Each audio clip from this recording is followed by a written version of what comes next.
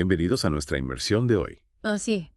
Una que nos lleva a las profundidades de la psique humana, Ujú. a un lugar donde la realidad Sí. supera a la ficción. Totalmente. Adentrémonos en la turbia historia de Catherine Knight, Catherine Knight. una mujer que trabajaba en un matadero Sí. y que se transformó en la protagonista de la pesadilla más horripilante de Australia. Desde luego. El año 2000, Sí. un nuevo milenio comenzaba, Ajá. pero para una pequeña comunidad Mm. se teñiría de la sangre de un crimen atroz. Lo que hace este caso tan perturbador es la aparente normalidad que rodeaba la vida de Catherine Knight, pero tras esa fachada Claro. se escondía una oscuridad que culminó en un acto de violencia tan extremo que desafió cualquier comprensión. Efectivamente, al escarbar en su pasado, Sí. encontramos una infancia turbulenta. Claro. Catherine creció en un hogar marcado por la violencia doméstica Sí. y el abuso sexual. Terrible. Su padre, un alcohólico, Ujú. sometía a su madre a maltratos constantes. Una dinámica que sin duda impactó profundamente en la joven Catherine. La exposición a la violencia desde una edad temprana Claro. puede ser un factor determinante en el desarrollo de la personalidad. Algunos estudios sugieren que este tipo de trauma puede generar una desensibilización hacia la violencia e incluso en casos extremos llegar a normalizarla. Y esta temprana familiaridad con la violencia Ujú. se reflejó en su comportamiento. Claro. Catherine era conocida por su agresividad en la escuela, Sí. donde intimidaba a otros niños. Ajá.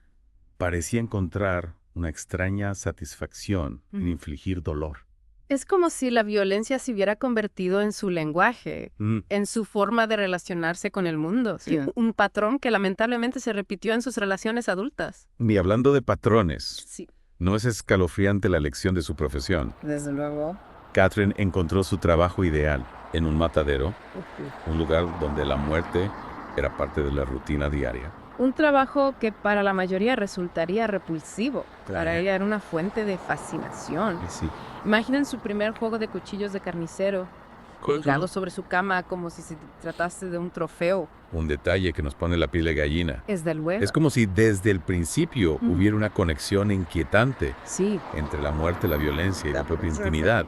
Un indicio de la oscuridad que ya se gestaba en su interior. Ujú. Y esa oscuridad se manifestó con toda su crudeza Sí. en su primer matrimonio con David Keller. Un hombre con problemas de alcoholismo, Ujú. similar a su padre, ¿Qué? con quien Catherine protagonizó un ciclo de violencia Ujú. que parecía no tener fin. Pero lo que realmente impacta Ujú. es que la violencia comenzó desde el mismo día de la boda. ¿En serio? Se lo puede imaginar. En la noche de bodas, Catherine intentó estrangular a su marido. Un comienzo que presagiaba el tormento que viviría Kelly durante su matrimonio. Y esa violencia no se limitó a su pareja, No. sino que se extendió a sus propios hijos. En un acto desesperado, Ujú. Catherine intentó abandonar a su bebé de 2 meses ¡Oh, qué horror! en las vías del tren.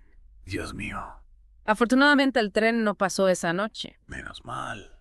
pero la intención era clara, acabar con la vida de su propio hijo. Es escalofriante pensar en la frialdad de ese acto. Totalmente. Y para aumentar la sensación de inquietud. Catherine también cometió actos de crueldad animal. Sí.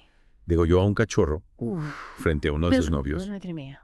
como una muestra de lo que era capaz de hacer.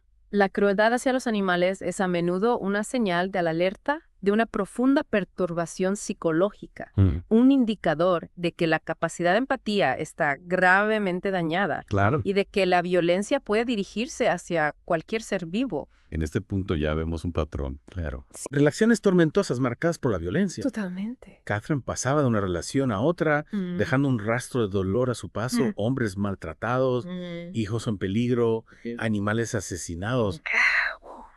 Una espiral de violencia que culminó en su encuentro con su última víctima, Sí. Thomas Price. Al principio la relación entre Catherine y Thomas parecía normal, Ajá. pero pronto la verdadera naturaleza de Catherine salió a la luz, celos enfermizos, Sí. posesividad extrema y una furia incontrolable. Y cuando Thomas intentó poner fin a la relación, la violencia de Catherine se intensificó. Sí. La situación llegó a tal punto Sí. que Thomas tuvo que solicitar una orden de alejamiento contra ella. Y aquí viene un detalle que nos hiela la sangre, Cuéntame. previendo su propio final. Ujú. Si desaparezco es porque Catherine me ha matado.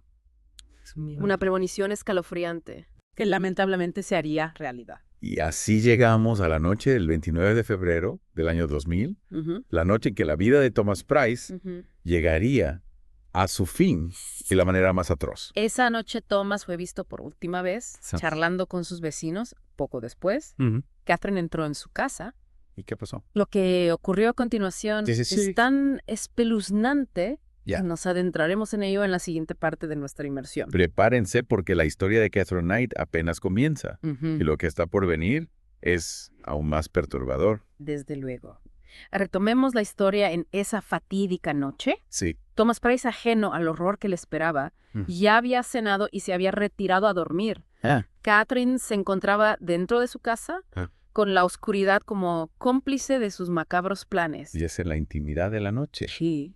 cuando las sombras lo cubren todo, que Catherine desata toda su furia. Toma un cuchillo de carnicero. Uno de esos que utilizaba en su trabajo. Sí.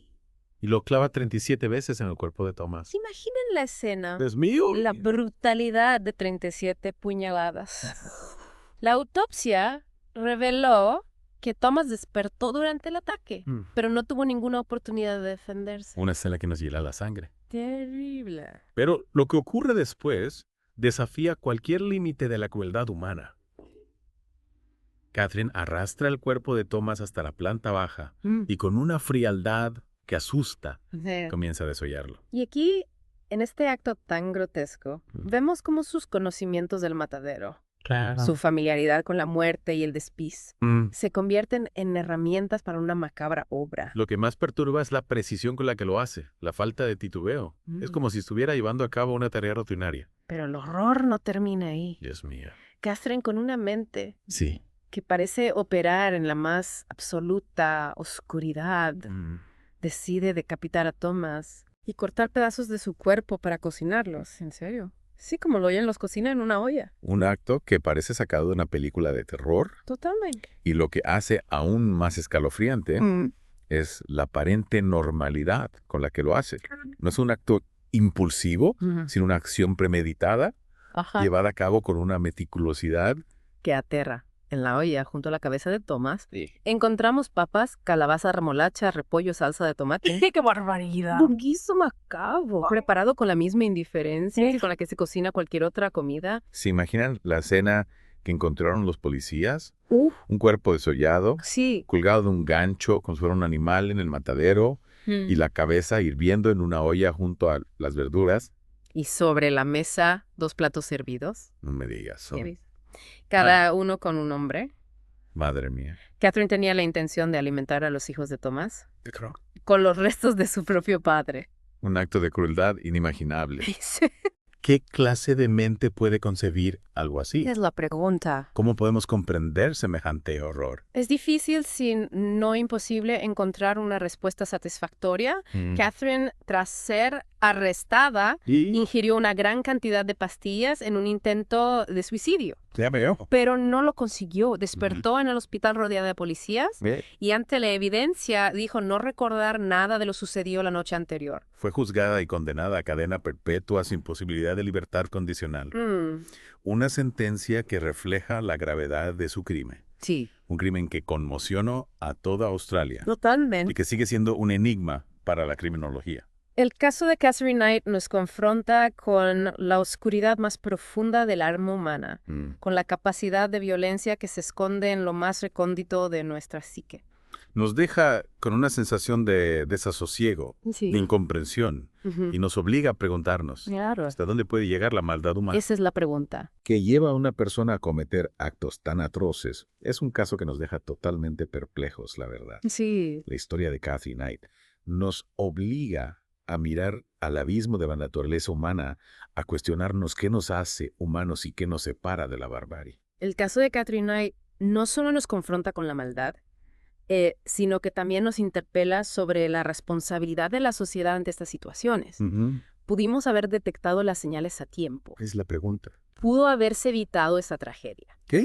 Es una pregunta que resuena con fuerza. Al repasar su historia, vemos un cúmulo de factores que convergen en este desenlace fatal.